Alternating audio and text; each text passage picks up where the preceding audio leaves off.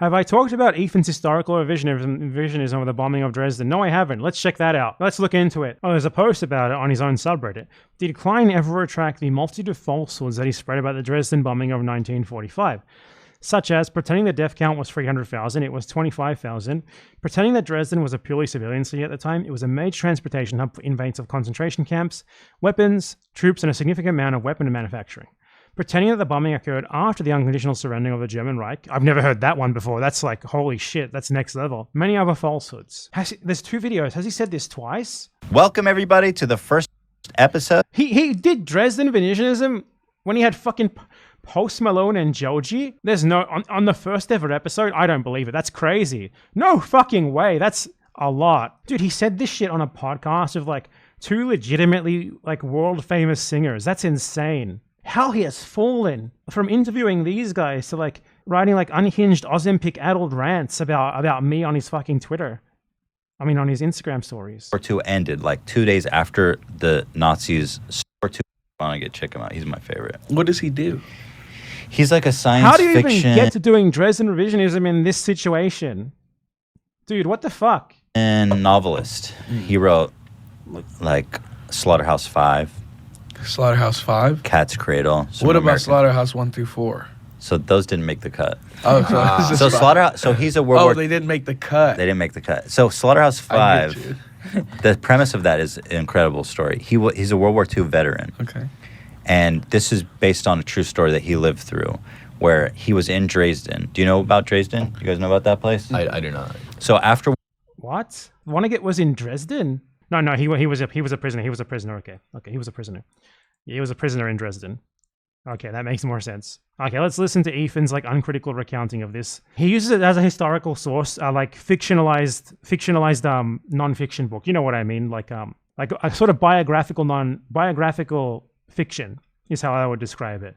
World War II ended, like 2 days after the Nazis surrendered officially, the Allies went and bombed. Dresden was like a historic city in Germany, said to be one of the most beautiful cities to ever exist.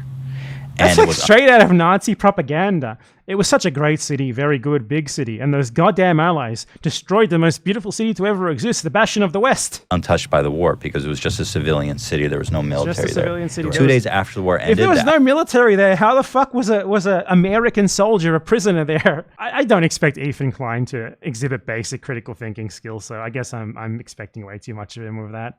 Sorry, Ethan. You know, I have to lower my expectations to those of like an 11-year-old child for you.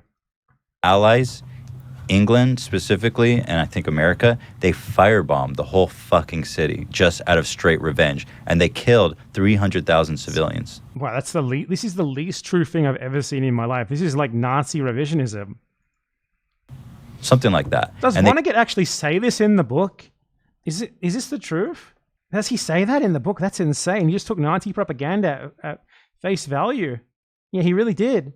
Man, Americans were fucking desperate to like whitewash the Nazis immediately after World War II, weren't they? Yeah, there's an Ask Historians post that explains this, and Ask Historians is generally an extremely good subreddit, so yes, I'm starting a subreddit. Most of the people who post answers here that don't get deleted have to be pretty decent. Or at least okay. The bombing of Dresden is written as a ground zero victim. It really makes the bombing seem like it was hell on earth, and it was to the people on the ground, but there are death tolls in the book that are not based on fact, and there are a lot of assumptions made. What I have heard is that he apologized for this, but I can't find a source to confirm it. And I mean, the next person to popularize this myth, aside from Kurt Vonnegut, was David Irving, who is possibly the most prominent Holocaust denier in history, who argued that Hitler was like a misunderstood man, and the Holocaust basically never happened, and stuff like that, blah, blah, blah. And he got taken to court over that, and it didn't go well for him. So yeah.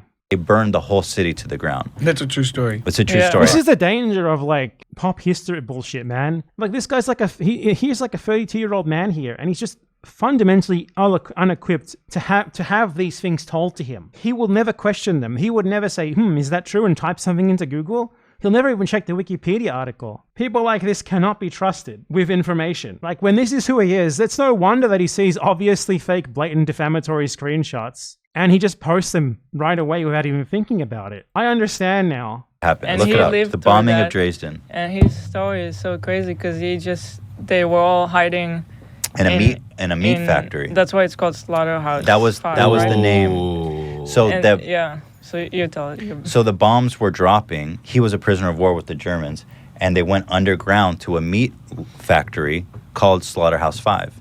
And underneath, they heard all the bombs dropping and shit. They were under there for days. And when they came out, the whole city was leveled, tons of dead civilians, and he was ordered by the Germans that he had to clean up everything. He had to get all the bodies out, all the charred corpses of women and children and civilians, and line All them up. women, children, and civilians. So he's nothing kind else. of, the whole story is this sci-fi weird adventure of him kind of retelling that story and trying to grapple with it emotionally through another character he writes about. It's fascinating.